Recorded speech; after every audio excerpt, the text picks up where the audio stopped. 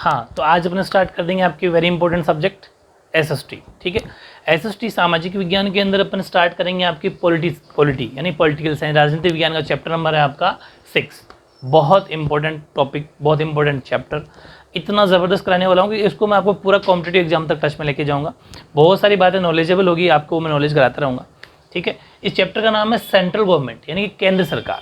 देखो, पहली बात तो ये है कि आपको ये चीज़ें जानना बेहद ज़रूरी है अब कि सेंट्रल गवर्नमेंट होती क्या है, सेंट्रल गवर्नमेंट और एक होती है स्टेट गवर्नमेंट। जैसे हमारा देश है, पहले इस डेफिनेशन के बजाय पहले नॉर्मल बेसिक सीखना कि जैसे अपना देश इंडिया, भारत, ठीक है, इसमें 28 स्टेट है, 28 राज्य हो गए अपने। तो उन स्टेट्स के अंदर तो जो सरकार होती है वो होती है राज्य सरकार, स्टेट गवर्नमेंट।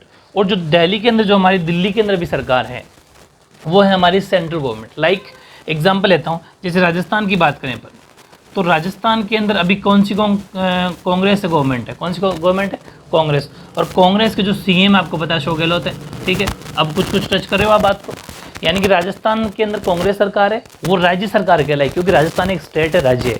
और यहाँ की जो सरकार है, राज्य सरकार स्टेट गवर्नमेंट के नाम से जानी जाएगी। और यहाँ के सीएम कौन है, चीफ मिनिस्टर कौन है, मुख्यमंत्री कौन है, अशोक गहलोत। बात करते हैं सेंट्रल गवर्नमेंट की, तो सेंट्रल गवर्नमेंट है दिल्ली के अंदर, ऐसा मान लो। ठीक है, वहाँ पर कौन है हमारे, वहाँ पर अभी यहाँ कांग्रेस गवर्नमेंट है और वहाँ पर बीजेपी गवर्नमेंट है। समझ पा रहे हो, बीजेपी के प्राइम मिनिस्टर है भाई, सेंट्रल गवर्नमेंट प्राइम मिनिस्टर, सब बातें पढ़ेंगे अपन आगे। प्राइम मिनिस्टर, प्रेसिडेंट, यानी कि प्राइम मिनिस्टर का मतलब प्रधानमंत्री, तो वो हमारे कौन है, नरेंद्र मोदी जी है।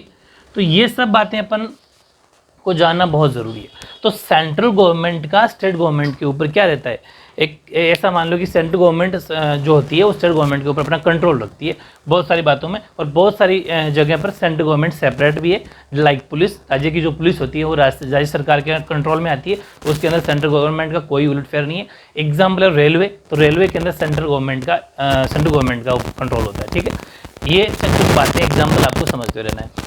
इस चैप्टर में अपन पढ़ेंगे सेंट्रल गवर्नमेंट यानी कि केंद्र सरकार में क्या क्या है, केंद्र सरकार के अंदर क्या क्या है। अब इसके अंदर क्या क्या पढ़ेंगे अपन लोकसभा पढ़ेंगे, अपन राज्यसभा पढ़ेंगे, अपन इसके बाद में अपन पढ़ने वाले हैं आपका संसद यानी कि पार्लियामेंट पढ़ेंगे। इसके बाद अपन इसे पढ़ेंगे प्राइम मिनिस्टर पढ़ेंगे यानी कि प्रधानमंत्री पढ़ने वाले, प्रेसिडेंट राष्ट्रपति पढ़ने वाले, और वाइस प्रेसिडेंट भी उपराष्ट्रपति पढ़ने वाले। और उन सब की फंक्शन यानी कि उनके कार्य और उनकी जो शक्तियाँ होती है वो सब पढ़ने वाले, पावर्स। ठीक है, इसके बाद में जो नेक्स्ट चैप्टर होगा आपका 7वां, वो है स्टेट गवर्नमेंट, उसके अंदर अपन पढ़ने वाले हैं स्टेट गवर्नमेंट। ठीक है, तो ये कुछ बेसिक बातें आपको समझ में आ गई होगी। ये तो उतारने की नीति, खैर कैसे कॉमन सेंस की बातें बताई थी मैंने आपको। अब अपन स्टार्ट करते हैं। दूसरी बात, मैंने जैसे आपको केमिस्ट्री में नोट्स बनवाए थे वैसे के वैसे एसएसटी में नोट्स बनाना, लाइन टू लाइन, बिल्कुल डिट्टो ओरिजिनल बुक की अकॉर्डिंग, एक भी लाइन छोड़ने वाला नहीं हो। सारी एक नोटबुक उठाओ, सीधे नोट बनाओ, लर्न करते जाओ। ठीक है, पहली हेडिंग लगाओ आप सरकार, यानी कि जो गवर्नमेंट होती है, केंद्र सरकार, राज्य सरकार के बारे में पढ़ लेंगे, सेंट्रल गवर्नमेंट या स्टेट गवर्नमेंट तो पढ़ लेंगे, खुद ये वर्ड है सरकार, गवर्नमेंट, ये क्या है।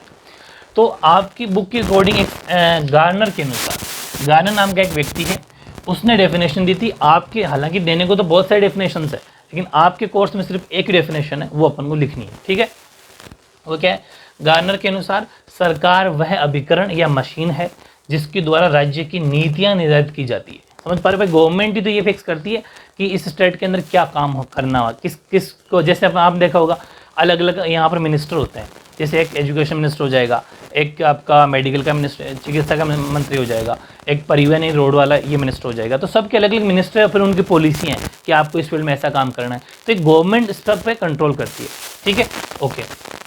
तो नीति निर्धारण का मतलब था पॉलिसीज, यानी कि गार्नर ने ये कहा था कि गवर्नमेंट इज ए ट्राइब्यूनल या फिर machine by which the policies of state are finalised या फिर general issues are regulated and the common interest are upgraded, यानी कि जिसके द्वारा राज्य की नीतियां निर्धारित की जाती है और जनरल इश्यूज का मतलब होता है सामान्य मामलों, जो भी नॉर्मल मामले होते हैं उनको नियमित किया जाता है, तथा सामान्य हित यानी हर किसी का हित हो।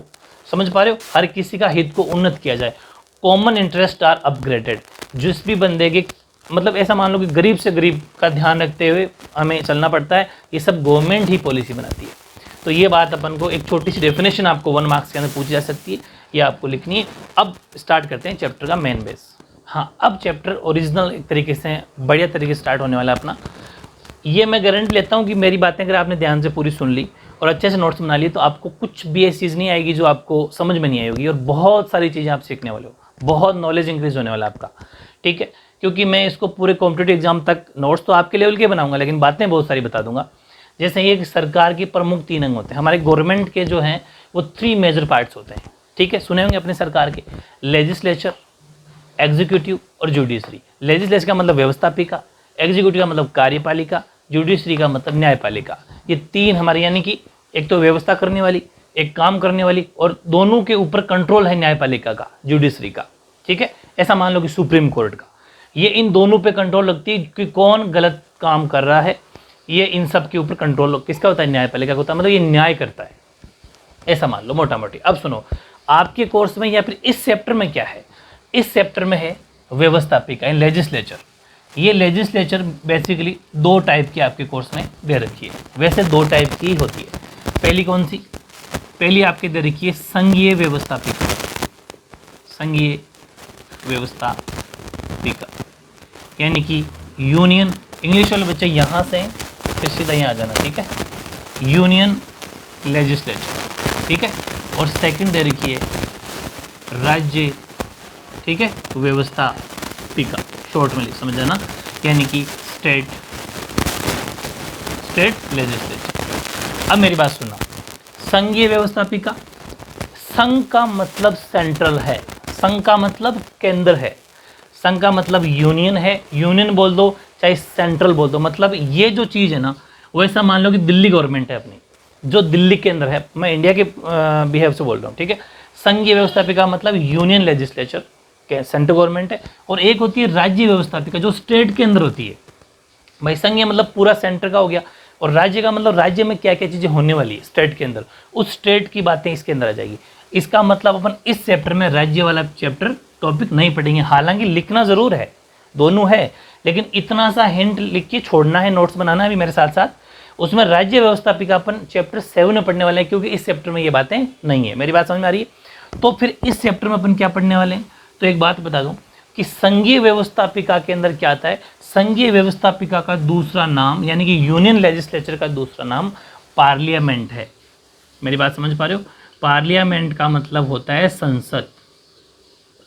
तो संघीय व्यवस्थापिका या फिर यूनियन लेजिस्लेचर का दूसरा नाम पार्लियामेंट यानी कि संसद होता है, ठीक है।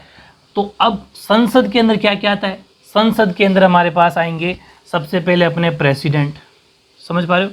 प्रेसिडेंट का मतलब राष्ट्रपति जी, ठीक है। और क्या आएंगे अपने पास, 2 हमारे आएंगे सदन, सदन का मतलब हाउस, लोकसभा, ठीक है, लोकसभा, और एक आएगा राज्यसभा, ठीक है, राज्यसभा। मेरी बात समझ में आ गई? इंग्लिश हिंदी सेम होती है इनकी। प्रेसिडेंट यानी राष्ट्रपति, लोकसभा और राज्यसभा, ये संसद के अंदर यानी कि संसद के ही 3 पार्ट, ऐसा मान लो संसद इन 3 से मिलके बना है। पार्लियामेंट का मतलब प्रेसिडेंट, राष्ट्रपति, लोकसभा और राज्यसभा। तो अब हम इस चैप्टर में क्या पढ़ने वाले हैं, ये तो चैप्टर 7 की बात है। अब इस चैप्टर में क्या पढ़ने वाले हैं, प्रेसिडेंट पढ़ेंगे, प्रेसिडेंट की पावर्स एंड फंक्शंस यानी कि शक्तियाँ और कार्य पढ़ेंगे, लोकसभा की पावर्स एंड फंक्शन, लोकसभा क्या क्या काम है वो पढ़ेंगे, राज्यसभा के पढ़ेंगे। दूसरी बात, लोकसभा के अंदर सामने आपने देखा होगा अध्यक्ष बैठा रहता है, लोकसभा अध्यक्ष। तो लोकसभा अध्यक्ष यानी स्पीकर जिसे अपन बोलते हैं। अभी हमारे लोकसभा अध्यक्ष कौन है, राजस्थान के कोटा से ही है, ओम बिरला, आपने सुना होगा, तो मैं इसे नॉलेज कराता रहूँगा। राज्यसभा, इसके वाइस प्रेसिडेंट उपराष्ट्रपति बैठते हैं, इसका मतलब अपन उसके अंदर वाइस प्रेसिडेंट भी पढ़ने वाले, उपराष्ट्रपति पढ़ेंगे। इसके अलावा अपन इस चैप्टर में प्राइम मिनिस्टर पढ़ेंगे, वो मैंने आपको बातें बताई दी। तो अब इस तरीके से आपको एक फॉर्मेट तैयार करना है नोटबुक के अंदर कि राज्य सरकार के 3 प्रमुख अंग होते हैं, ये तीनों आप लिखेंगे, ठीक है। उसके बाद में इसके आगे एरो बना के लिख देना कि ये खुद 2 तरह की होती है, 2 में से इस फर्स्ट के खुद के ये इस तरीके से एरो बना के आपको एक स्ट्रक्चर डायग्राम के अकॉर्डिंग नोट्स बनाना है। क्वेश्चन कैसा भी आप कर लोगे। अब इनमें से अपन एक एक उठाते हैं, और आज अपन जो पढ़ने वाले हैं वो पढ़ने वाले हैं लोकसभा, ठीक है। लोकसभा के बारे में इस वीडियो में पूरा डिटेल से बताऊंगा। नेक्स्ट में अपने राज्यसभा, उसके बाद में प्रेसिडेंट, ऐसे आगे से आगे नोट्स अपन बनाते रहेंगे, एक एक टॉपिक उठाएंगे, बहुत ही परफेक्ट तरीके से आपको नोट्स बनाने हैं और अपन स्टडी मजबूत करेंगे, ठीक है। हाँ, तो अब हेडिंग लगाओ लोकसभा, बहुत इंपॉर्टेंट टॉपिक। लोकसभा के बारे में पूरी डिटेल मैंने लिख दी है, वैसा कि वैसा आपको समझना है, हर चीज़ समझाऊंगा, एक एक चीज़। देखो, लोकसभा संसद का प्रथम या निम्न सदन है। लोकसभा पार्लियामेंट का फर्स्ट या फिर लोअर हाउस है। किसका? पार्लियामेंट का। इसीलिए इसका दूसरा नाम आपको पता है, इसका दूसरा नाम ये भी है, it is also called the popular house. इसे लोकप्रिय सदन भी कहते हैं। लोकप्रिय सदन पॉपुलर हाउस क्यों कहते हैं? Because its members are directly elected by the public, क्योंकि जनता द्वारा, क्योंकि इसके जो मेंबर्स होते हैं, सदस्य जो होते हैं, वो जनता द्वारा प्रत्यक्ष रूप से निर्वाचित हो। दो शब्द हैं, बहुत ज़रूरी, एक एक वर्ड बताने वाला हूँ। पहली बात प्रत्यक्ष रूप से, दूसरी बात निर्वाचित। प्रत्यक्ष रूप से मतलब था डायरेक्ट, हम अपना वोट देते हैं अपन किसको? मेंबर ऑफ पार्लियामेंट, लोकसभा को। लोकसभा जो होता है, जहाँ लोकसभा जो होगा वो एमपी होगा, मेंबर ऑफ पार्लियामेंट, और लोकसभा पार्लियामेंट का एक पार्ट है, वो मैंने आपको बता दिया अभी। लोकसभा, राज्यसभा और राष्ट्रपति तीनों किस में आते हैं? पार्लियामेंट में। तो लोकसभा जो हमारी, हम लोकल लैंग्वेज में बोलते हैं एमपी, यानी कि सांसद, संसद नहीं सांसद, एमपी, मेंबर ऑफ पार्लियामेंट। हम खुद उनको वोट करते हैं, मतलब हम प्रत्यक्ष रूप से वोट करते हैं। और निर्वाचित यानी कि वो हम हमारे वोटों से जीत के जाता है, मतलब हमारा जो, भाई जिसको हम चाहेंगे, जो अच्छा होगा उसी को वोट करेंगे, वो जीतेगा। इसलिए इसको लोकप्रिय सदन कहते हैं। समझ पा रहे हो? एक वर्ड है निर्वाचित, इसका मतलब अपना वोट पढ़ के जीत जाना। लेकिन एक वर्ड होता है मनोनीत। एक वर्ड यहाँ आ जाना, पहले जानबूझ के सिर्फ शब्द पढ़ना नहीं है, सिर्फ वर्ड पे जाओ। मनोनियन, मनोनियन फिर मनोनीत, यानी कि नॉमिनेटेड। नॉमिनेटेड की मैं बात करूँ, नॉमिनेट का मतलब होता है राष्ट्रपति जो हैं वो दो एंग्लो इंडियन को कह दिया कि भाई मनोनीत करता है। मनोनीत का मतलब होता है अपनी इच्छा से बिना वोट करे। किसी एक तो होता है मनोनयन, एक होता है निर्वाचित, यानी कि इलेक्टेड। इलेक्टेड का मतलब जिसके वोट पड़ते हों और फिर हम अपनी इच्छा जिसको वोट करेंगे वो इलेक्टेड होकर जीत के जाएगा। एक मनोनीत होता है जिसको नॉमिनेट करना होता है, जो अपनी इच्छा से राष्ट्रपति जैसे कर देता है, वोट नहीं पड़ता, जो उसका मन करेगा उसको किन्हीं दो को कर देगा। तो कोई बात नहीं, दो शब्द समझ में आ गए? ओके। अब पहली बात है, लोकसभा अपन पढ़ रहे हैं, तो लोकसभा के अंदर कितने मेंबर होते हैं? नंबर ऑफ मेंबर, सदस्य संख्या कितनी होती है? तो ध्यान रखना, वैसे तो ये टाइम पे बढ़ती चली गई, पहले 500 थी, फिर 542, फिर 45 अभी प्रेजेंट में बढ़ती चली गई। लेकिन अभी फिलहाल अधिकतम जो सदस्य संख्या है वो 552 हो सकती है। लोकसभा की अधिकतम सदस्य संख्या 552 हो सकती है, यानी कि the maximum number of Lok Sabha can be 552, 552 हो सकती है। अब इस 552 में क्या क्या मैटर क्या है, कौन कहाँ से आता है? तो देखो 530 मेंबर वो होंगे जो 530 सदस्य राज्यों के निर्वाचन क्षेत्रों से, अधिकतम लिखा हुआ है यहाँ पर, ठीक है। यानी कि अधिकतम लास्ट 552 में से 530 तो निकल के आएंगे राज्यों के निर्वाचन क्षेत्र से, मतलब स्टेट से जीत के आएंगे, ठीक है। हो गए 530, तो ये हो गए, यानी कि स्टेट इलेक्टोरेट्स होंगे 530, और 20 होंगे वो होंगे संघीय क्षेत्रों से, यानी कि जो 20 होंगे वो होंगे आपके मेंबर ऑफ यूनियन इलेक्टोरेट्स, ठीक है। यानी कि ये होंगे संघीय क्षेत्र से, मतलब सेंट्रल से। अभी मैं अपन ने बात कर ली सेंटर की, राज्य की, तो 530 तो होंगे राज्यों से, 20 होंगे सेंटर से, सेंटर से मतलब केंद्र से, और दो को 530 और 20 हो गए 550, 550, और दो ये हो गए 552। दो राष्ट्रपति जो आंग्ल भारतीय होंगे, एंग्लो इंडियंस, ध्यान रखना इस शब्द को समझाता हूँ। आंग्ल भारतीय होंगे, उनको दो राष्ट्रपति खुद अपनी इच्छा से मनोनीत कर देगा, नॉमिनेट कर देगा, मतलब उनके इलेक्शन नहीं होंगे, ये इन सब के तो इलेक्शन होंगे, लेकिन उनको वो क्या कर देगा? नॉमिनेट कर देगा, मतलब अपनी इच्छा से उनको चुन लेगा। लेकिन कैसे? वो कौन? आंग्ल भारतीय कौन होते हैं? एंग्लो इंडियंस कौन होते हैं? मतलब ऐसा मान लो कि अंग्रेज, ठीक है, यूरोपियंस लोग जो इंडिया में आ गए और यहाँ पर परमानेंट बस गए हों, मतलब कि यहाँ के स्थायी निवासी बन गए हो, यहाँ की सिटीजनशिप ले ली उन्होंने, नागरिकता ले ली हो, यहाँ के रहने लग गए हो, वो हमारे एंग्ल भारतीय होते हैं। जो होते तो बाहर के मतलब अंग्रेज होते हैं, लेकिन यहाँ रह जाते हैं, ठीक है, और यहाँ की नागरिकता इन्हें सिटीजन ले लेते हैं, तो वो हमारे यहाँ के नागरिक हो जाते हैं। उनको हम बोलते हैं आंग्ल भारतीय। समझ पा रहे हो? आंग्ल भारतीय। तो उनको अपनी इच्छा से प्रेसिडेंट जो हमारे होते हैं, राष्ट्रपति जी होते हैं, वो किन्हीं दो को चुन सकते हैं, अपनी इच्छा से नॉमिनेट करेंगे, मतलब किसको मनोनीत करेंगे, वो अपनी इच्छा से होंगे, कोई उनका इलेक्शन नहीं होगा, ठीक है। ये बात समझ में आ गई? ओके। इसके बाद में बात करते हैं इस लोकसभा की। मेंबर अपन को पता चल गया 552 हो सकते हैं। आप इतना भी लिख देते तो भी ठीक है, लेकिन मैंने पूरी डिटेल लिख दी कि कौन कहाँ से आता है। फिर होता है इलेक्शन। भाई इस लोकसभा के अंदर कौन वोट कर सकता है, लोकसभा को कैसे चुना जाता है? तो हमारे इंडिया के अंदर क्या है कि लोकसभा के अंदर यहाँ पर जो 18 साल का है, 18 ईयर्स का जो कोई भी हो, वो वोट कर सकता है। यानी कि members of Lok Sabha are elected directly and election is based, यानी कि हम मेंबर के लोकसभा का जो मेंबर होगा उसको तो हम डायरेक्ट वोट करते हैं। भाई लोकसभा का जो मेंबर होगा उसको हम डायरेक्ट वोट करते हैं। इलेक्टेड डायरेक्टली मतलब प्रत्यक्ष रूप से, समझ पा रहे हो? लोकसभा सदस्यों का चुनाव प्रत्यक्ष रूप से और वयस्क मताधिकार, वयस्क मताधिकार मतलब जो 18 साल का के आधार पर होता है, यानी कि election is based on adult suffrage यानी कि 18 ईयर्स। तो ये इतनी सारी बातें वेरी इंपॉर्टेंट है। अभी अब लोकसभा पूरी नहीं हुई है, लोकसभा के मेंबर का पता चल गया, लोकसभा के इलेक्शन का पता चल गया। अब इसमें क्या क्या कुछ खास बातें होती है, योग्यताएं होती है कि लोकसभा का मेंबर कौन बन सकता है, वो अपन पढ़ेंगे। ठीक है, तो लोकसभा की खास बातों में अपने 2 पॉइंट लिख लिए। थर्ड पॉइंट है सदस्यों के लिए योग्यताएं, मतलब कि जो मेंबर बनेगा लोकसभा का उसके लिए क्या खास बातें होनी चाहिए, एलिजिबिलिटी क्या होनी चाहिए। तो वो पहली है कि वह व्यक्ति भारत का नागरिक, चाहे इलेक्शन कोई सा भी हो, कोई सी भी फील्ड में जीते हो, MLA हो, चाहे MP हो, चाहे प्रेसिडेंट हो, चाहे वो प्राइम मिनिस्टर हो, चाहे कोई सा भी हो, वह व्यक्ति भारत का नागरिक तो होना ही चाहिए। पहली क्या खास बात हो गई, पहली क्या एलिजिबिलिटी हो गई, he must be a citizen of India. देखो एग्जाम के अंदर अलग से आएगा कि लोकसभा के सदस्यों के लिए योग्यताएं लिखिए, यानी कि eligibility conditions for members of Lok Sabha, वो आपको अलग से पूछेगा, तो आपको ये 1 मार्क्स से 2 मार्क्स में क्वेश्चन आ सकता है। सेकंड पॉइंट है उसकी आयु 25 साल होनी चाहिए, 25 साल से ऊपर हो सकता है लेकिन 25 ईयर्स तो उसकी एज होनी चाहिए, यानी कि he must have completed the age of 25, यानी 25 वर्ष पूरे कर चुका हो। थर्ड वेरी इंपॉर्टेंट पॉइंट है जो लगभग सभी में ये भी काम आता है, एज है ना, एज तो आगे पीछे होगी। जैसे MLA के लिए 21 ईयर्स है लेकिन यहाँ पर 25 ईयर्स है MP के लिए, तो ये एज तो आगे पीछे हो सकती है, कम ज़्यादा होगी, प्रेसिडेंट के लिए अलग एज होती है। लेकिन यहाँ थर्ड जो पॉइंट है वो सब में कॉमन है। कॉमन का मतलब जैसे अपन प्राइम मिनिस्टर पढ़ेंगे ना, वहाँ पर भी काम आएगा पहला पॉइंट और तीसरा पॉइंट, साथ का साथ बता देता हूँ आपको, फर्स्ट और थर्ड वहाँ पर भी काम आएगा।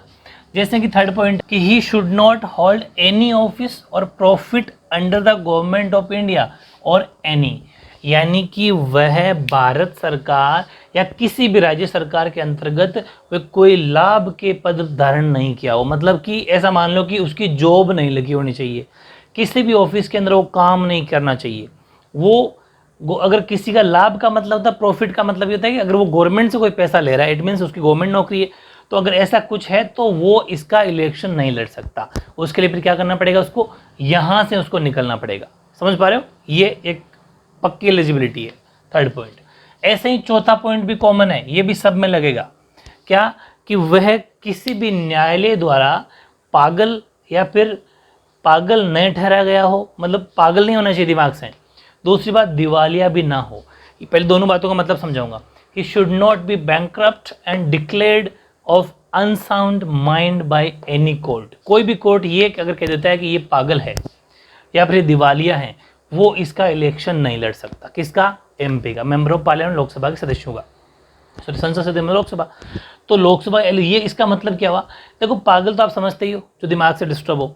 दूसरा दिवालिया, दिवालिया का मतलब बैंकरप्ट, यानी कि अगर उसने किसी बैंक से लोन ले रखा था, सपोज लोन ले रखा था, वो लोन उसने टाइम पे नहीं चुकाया और फिर गवर्नमेंट बैंक वालों ने उसका पीछा किया, काफ़ी दिन तक वो नहीं मिला, उसके बाद उसको दिवालिया घोषित कर दिया। दिवालिया का मतलब अब उसके पास ना तो घर है ना गाड़ी, कुछ नहीं उसके पास। दिवालिया का मतलब बिल्कुल रोड पे आ जाना, उसका यहाँ पर कुछ नहीं होना, तो बैंकरप्ट हो गया।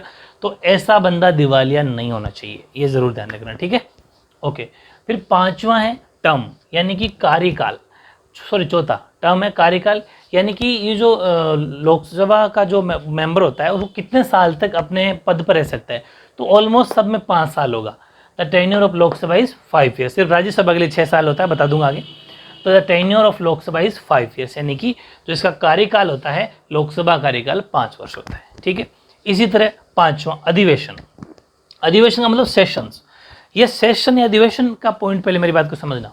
सेशन का मतलब होता है, जैसे आपने सुना होगा अभी लॉकडाउन है, तो अभी जैसे राजस्थान की बात करता हूँ मैं, राजस्थान विधानसभा नहीं चल रही थी, तो थोड़े दिन बाद विधानसभा बीच बीच में चल रही थी विधानसभा बीच में चली, तो विधानसभा चली, तो ये जो अधिवेशन बुलाया गया कि भाई कल से विधानसभा चलेगी, तो ये परमिशन किसने दी, यहाँ राज्य के अंदर तो देता है परमिशन विधानसभा में राज्यपाल, यानी कि हमारे जो गवर्नर है वो, और जो लोकसभा है राज्यसभा उनके अंदर कौन कहते हैं, राष्ट्रपति जी। तो लोकसभा चलेगी या नहीं चलेगी या कब चलेगी, ठीक है, या कितनी चलेगी या कितने दिन चलेगी, वो सब परमिशन, वो सेशन, वो अधिवेशन कौन बुलाता है, प्रेसिडेंट यानी राष्ट्रपति।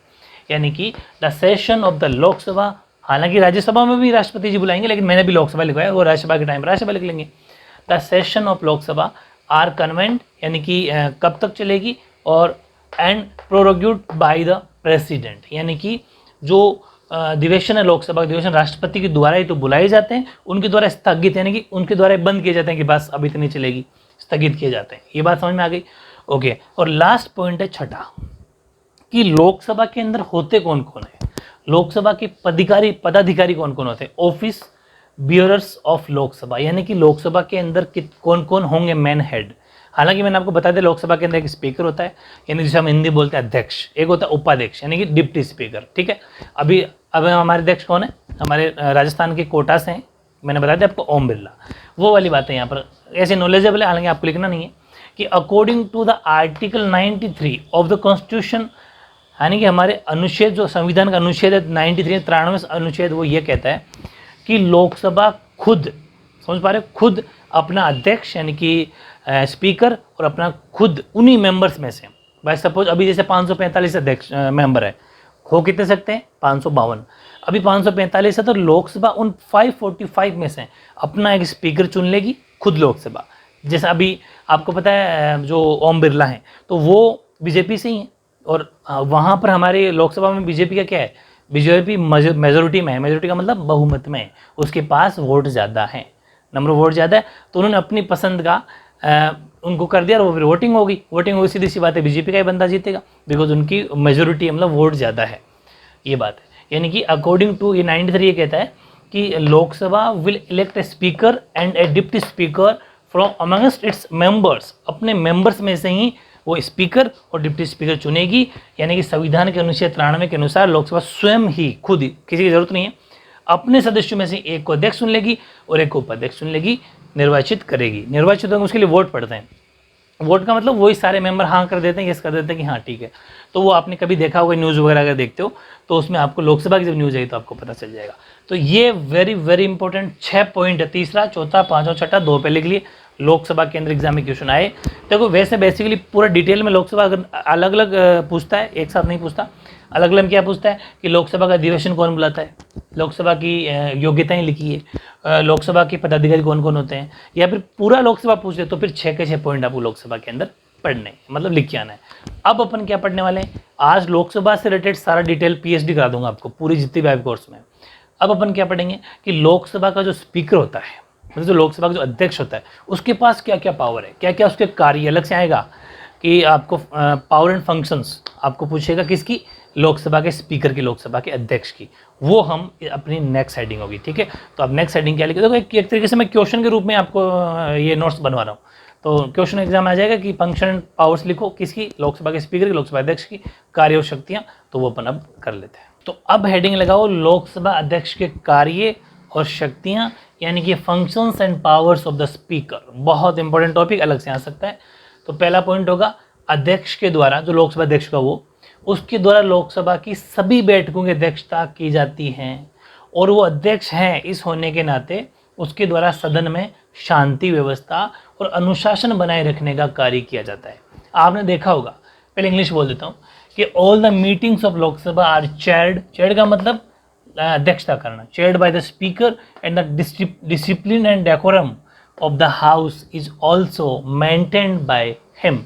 यानी कि वो जो अध्यक्ष हैं, जो भी लोकसभा अध्यक्ष हैं, वो ये भाई लोकसभा का अध्यक्ष, आपने देखा भी होगा न्यूज़ में कि वो कहता रहता है कि बैठ जाइए, जैसे कोई एक एमपी बोल रहा होता है, बीच में कोई दूसरा बोलने लग जाता है और बहुत सारी अनुशासन बिगड़ जाता है। तो उस टाइम सब पूरी की पूरी रिस्पॉन्सिबिलिटी इस लोकसभा अध्यक्ष की होती है कि अनुशासन बनाए रखो, वरना वो मीटिंग्स जो है, लोकसभा जो अध्यक्षता है, वो अध्यक्ष है वहाँ का, सामने बैठ रहा था, चेयर है वो, तो जब वो चेयर पे बैठे रहते हैं तो वो उस टाइम पर ये कह सकते हैं कि लोकसभा भंग, मतलब कि नहीं लोकसभा अब नहीं चलेगी, बंद कर दो, आज की इतनी चलेगी सदन।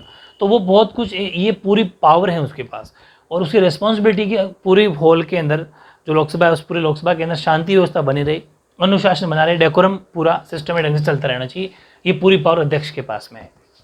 दूसरा, लोकसभा क्या करता है अध्यक्ष कि लोकसभा का समस्त कार्यक्रम, जो भी कार्यक्रम है कि कल लोकसभा 10 बजे शुरू होगी या 11 बजे शुरू होगी या फिर 12 से होगी या फिर 1 बजे से होगी, वो समस्त कार्यक्रम और कार्यवाही कब होगी वो अध्यक्ष द्वारा ही निश्चित की जाती है। यानी कि speaker decide the desired agenda to taken up for decisions during the meetings, सब कुछ उसी के हाथ में। तीसरी बात है कि वह सदन की कुछ समितियों का, भाई सदन कौन सा है, लोकसभा सदन, एक सदन का मतलब हाउस, वह सदन की कुछ समितियों का पदेन सभापति होता है। अब समितियां बहुत सारी होती है, उस पर आपको नहीं जाना, वो आपकी बहुत आउट ऑफ सिलेबस है। यानी कि वह सदन की, आपको इतना से लिखना है, वो सदन की कुछ समितियों का पदेन सभापति होता है, यानी कि he is ex officer speaker of some committees of the house, ठीक है। और चौथा है अध्यक्ष ये निर्णय करता है, अध्यक्ष ये डिसीजन लेता है कि कोई भी विधेयक धन विधेयक है, यानी कि वो मनी बिल है या नहीं। देखो विधेयक जब पढ़ेंगे, हम एक टॉपिक आएगा तो पढ़ लेंगे। एक होता है धन विधेयक कि मतलब जिसमें पैसों का मामला हो कि इस साल इसके अंदर क्या क्या किस किस फील्ड में कितना कितना पैसा लगाना है, उसे धन विधेयक बोलते हैं। ये आगे की प्रोसीजर है, यानी कि only speaker can decide whether A bill is money bill या फिर नहीं और नॉट। और लास्ट पांचवा, all the correspondence between parliament and the president is done by the speaker, यानी कि संसद और राष्ट्रपति के बीच में जो पत्र व्यवहार होता है वो अध्यक्ष के द्वारा ही होता है। एक तो होती है पार्लियामेंट, अब पार्लियामेंट के अंदर लोकसभा भी आता है, राज्यसभा भी आती है और राष्ट्रपति भी आते हैं। तो संसद और राष्ट्रपति दोनों के बीच में जो बातचीत होती है, जो उनके बीच में कॉरेस्पॉन्डेंस, जो भी कुछ बातचीत होगी, पत्र व्यवहार होगा, वो सिर्फ और सिर्फ अध्यक्ष ही करवाता है। ऐसा मान लो कि अध्यक्ष उन दोनों के बीच में आता है, बिचौलिया है, ठीक है। यानी कि संसद और राष्ट्रपति दोनों के बीच में जो भी कोई बात करनी हो, जो भी राष्ट्रपति जी से कोई बात करनी हो या फिर राष्ट्रपति से कोई पार्लियामेंट को कुछ बात भेजनी हो, वो सारी बात कौन करेगा? अध्यक्ष, यानी कि जो लोकसभा का अध्यक्ष होगा, जो लोकसभा का आपकी स्पीकर होगा, उसके पास में पावर होती है। तो एग्जाम में क्वेश्चन आए कि function and powers of the speaker, तो ये 5 पॉइंट आपको लिख के आना है, ठीक है। अब हेडिंग लगाओ लोकसभा की शक्तियां अथवा अधिकार और कार्य, यानी कि क्वेश्चन आएगा लोकसभा की शक्तियां और कार्य, यानी कि functions and powers of Lok Sabha, very important, अलग से क्वेश्चन आएगा। तो लोकसभा के पास 5 शक्तियां आपके कोर्स में दे रखी है। पहली है विधायी शक्ति। विधायी का मतलब होता है एक तरीके से कॉन्स्टिट्यूशन, यानी कि लेजिस्लेटिव पावर्स, जिनमें नियम कायदे बनाने की पावर हो, ठीक है। तो under certain circumstance regarding non financial bills and bills of amendment in the constitution can be proposed in the Lok Sabha and Rajya Sabha। मैंने यहाँ पर राज्यसभा का भी नाम लिखा है, यानी कि लोकसभा और राज्यसभा दोनों के पास जाता है, लेकिन हम इसका मतलब लोकसभा के पास पावर तो है, राज्यसभा का दोनों का नाम लिखना जरूरी था इस पॉइंट में, क्योंकि ये दोनों के पास जाता है। इसका मतलब लोकसभा के पास भी ये वाली पावर है कि बिल उसके पास भी जाएगा और उसके बाद में and then bill will be send to the president for signature after the approval of both the houses of parliament. मेरी बात समझ पा रहे हो? बहुत ईजी है कि जैसे हमारा कॉन्स्टिट्यूशन है, संविधान है, उसके द्वारा कोई भी जो साधारण अवित्तीय विधेयक और संविधान संशोधन विधेयक, कॉन्स्टिट्यूशन अमेंडमेंट का मतलब होता है संविधान के अंदर कोई चेंजेस किया हो, भाई संविधान में कोई संशोधन किया गया हो, ठीक है। जैसे अभी खूब सारे पीछे संशोधन हुए, खूब सारी चीज़ों में संशोधन होते हैं। जैसे ऐसा मान लो कि अभी जैसे जो आपने कह दिया कि जब आप गाड़ी या व्हीकल चलाओगे तो आपको ड्राइविंग लाइसेंस लेके ही चलना पड़ेगा, हेलमेट, मोटरसाइकिल के लिए हेलमेट लगा के चलना पड़ेगा, कार के लिए सीट बेल्ट लगा के चलना पड़ेगा।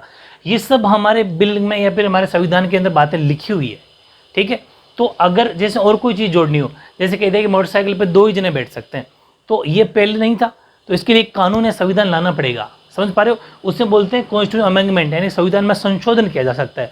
कॉन्स्टिट्यूशन के साथ छेड़खानी नहीं की जा सकती, हाँ उसके अंदर कुछ जोड़ा जा सकता है, संविधान में कुछ बातें ऐड की जा सकती है। जो पहले से बना हुआ है, जो मूल संविधान है, उसको आप चेंज नहीं कर सकते, वो जो बना हो तो वही रहेगा।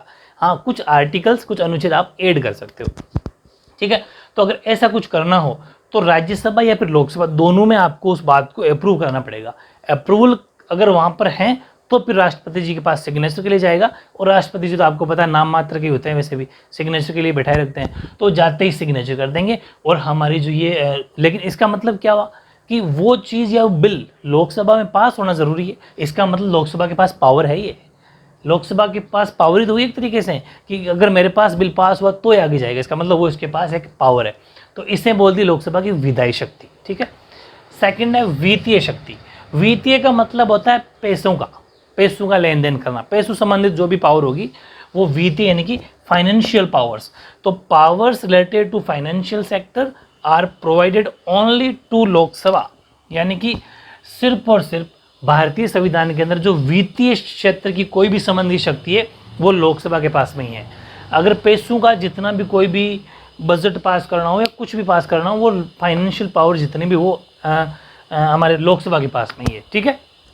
ओके, फिर नंबर 2 है, जैसे एग्जाम्पल के तौर पे लेना चाहते हो तो एग्जाम्पल ये बन जाएगा कि अकॉर्डिंग टू आर्टिकल 109 अनुच्छेद संख्या 109 के अनुसार money bills can be proposed in Lok Sabha only. बड़ी बात है ना, यानी कि अनुच्छेद 109 के अनुसार जो धन विधेयक है, धन का मतलब जो पैसों का बिल होगा, जो धन विधेयक है वो सिर्फ और सिर्फ लोकसभा में ही प्रस्तावित किया जा सकता है और कहीं पर भी उसको नहीं प्रस्तावित। प्रस्तावित का मतलब होता है वहां पर रखना, वहीं से पास होगा। कि ऐसा कह दे कि इस बार एजुकेशन फील्ड के अंदर हम 50 करोड़ लगाएंगे या 50 अरब लगाएंगे, तो वो वहां पर बिल पास होगा। कहां पर? सिर्फ और सिर्फ लोकसभा में। तो वित्तीय शक्ति या फिर फाइनेंशियल पावर ये भी लोकसभा के पास में ही है। आपको आर्टिकल भी जहां जहां आर्टिकल मैं लिखता जा रहा हूं वो आपको लिखना है। एग्जाम के अंदर इसको छोटा सा अंडरलाइन करके आना है, क्योंकि ये मार्क्स डिसाइड करेगा आपके। ठीक है, एसएसटी मार्क्स कटते नहीं अगर छोटी छोटी से पॉइंटेड बात लिखी जाएगी तो, और पॉइंट्स में आंसर लिखना जैसे मैं लिखता हूँ आपको। ठीक है, तीसरा है कार्यपालिका पर नियंत्रण की शक्ति, यानी कि powers to control the executive.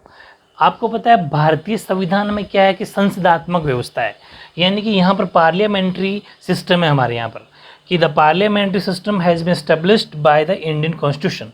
यहाँ हमारे आपको पता है यहाँ पर हमारे पास एक पार्लियामेंट है, संसद है, कि कोई भी नियम कायदे बनेंगे, जो भी कानून बनेगा वो संसद में पास होगा। संसद के अंदर उस चीज़ को बात को रखा जाएगा, वहाँ पर दोनों सदनों में लोकसभा राज्यसभा रखा जाएगा, और पास हो गया तो संसद हमारे उस बिल को पास कर देगा। तो हमारे यहाँ पर पार्लियामेंट्री सिस्टम है, तो लोकसभा के पास इसकी पावर है। कैसे? कि अगर कोई मंत्रिमंडल का मतलब जानते हो? कैबिनेट। मंत्रिमंडल का मतलब होता है जितने भी मिनिस्टर्स हैं, जैसे प्राइम मिनिस्टर हमारे नरेंद्र मोदी जी है, प्राइम मिनिस्टर प्रधानमंत्री, तो उनके नीचे जितने भी मिनिस्टर है वो कैबिनेट मिनिस्टर कहलाते हैं, वो पूरा मंत्रिमंडल है।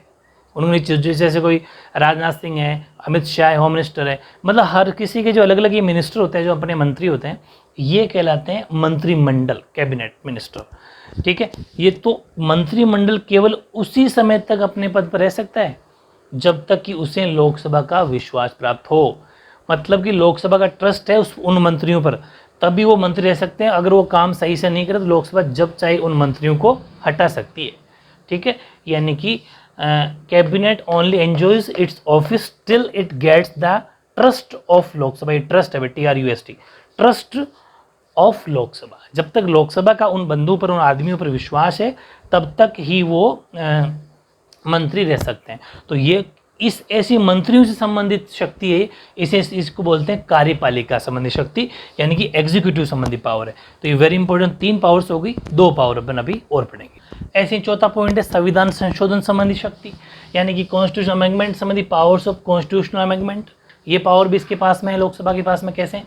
कि लोकसभा को राज्यसभा के साथ मिलकर संविधान में संशोधन परिवर्तन का अधिकार प्राप्त है।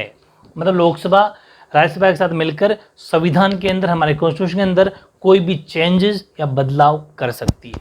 तो देखो ये जहां पर मैं दोनों साथ लिखवा रहा हूँ ना, लोकसभा राज्यसभा, ये जब राज्यसभा की पावर पढ़ेंगे ना अपन, वहां पर भी पॉइंट काम आएगा आपके। इसलिए नोट्स साथ के साथ लर्न करते हुए रहना, वरना फिर मुश्किल हो जाएगा। अगर आप साथ के साथ लर्न करते रहना, मैं गारंटी देता हूँ पॉलिटिक्स साइंस में चाहे हिस्ट्री हो, कोई से भी फुल मार्क्स आएंगे आपके। बस साथ के साथ लर्न करते हुए रहना। यानी कि Lok Sabha has got the right to amend the constitution in with Rajya Sabha. ये ऐसे भी सभा है। ठीक है, यानी कि राज्यसभा की इसके पास में एक राइट है, अधिकार है कि वो राज्यसभा के साथ मिलकर संविधान में कोई भी चेंजेस कर सकती है। 5वीं पावर है निर्वाचक मंडल के रूप में काम करती है। कैसे? कि role of an electoral college. इसका मतलब ये होता है कि एक आर्टिकल है हमारे संविधान के अनुच्छेद 54, 54वां जो अनुच्छेद वो ये बात कहता है कि जो लोकसभा है, लोकसभा के मेंबर, राज्यसभा के मेंबर, और फिर अपन नेक्स्ट चैप्टर जो पढ़ेंगे साथ में, उसमें आएगा स्टेट गवर्नमेंट। तो स्टेट गवर्नमेंट के राज्यों के अंदर क्या होती है, स्टेट के अंदर क्या होती है, विधानसभाएं होती है। तो विधानसभाओं से जो बंदे जीत के आते हैं वो राज्य विधानसभा के मेंबर कहलाते हैं। वो सब मिलकर राष्ट्रपति जी का चुनाव करवाते हैं या फिर राष्ट्रपति को चुनते हैं। इसका मतलब वो निर्वाचक मंडल के रूप में भी काम करती है लोकसभा। यानी कि role of an electoral college का मतलब है कि according to article 54, elected members of Lok Sabha, elected member of Rajya Sabha, elected members of state legislative assemblies together elect the president. ये सब मिलके राष्ट्रपति जी को इलेक्ट यानी कि निर्वाचित करते हैं, उनका चुनाव करवा के उनको वोट देते हैं। ऐसा मान लो कि इन सबके वोट राष्ट्रपति जी को पड़ते हैं। किन किन के? लोकसभा के मेंबर का वोट भी राष्ट्रपति को जाता है, राज्यसभा के मेंबर का भी राष्ट्रपति को वोट जाता है, और विधानसभा मतलब जो MLA जीत के आते हैं, विधानसभा मेंबर जो होते हैं ना, राज्य विधानसभा निर्वाचित वो होते हैं MLA, member of legislative assembly. ठीक है, तो अनुच्छेद 54 के अनुसार लोकसभा के निर्वाचित सदस्यों, राज्यसभा के निर्वाचित सदस्यों तथा राज्य विधानसभा के निर्वाचित सदस्यों के साथ मिलकर राष्ट्रपति के निर्वाचित करते। इसका मतलब चुनाव वाली पावर भी इसके पास में है। तो ओवरऑल लोकसभा से रिलेटेड कोई भी क्वेश्चन आपके अब नहीं पीछे रहेगा। मैंने सारी डिटेल इतना परफेक्ट नोट्स दोनों लैंग्वेज में बहुत मेहनत कर रहा हूँ, आपको मेरे साथ के साथ लाना आपको करते रहना, ठीक है।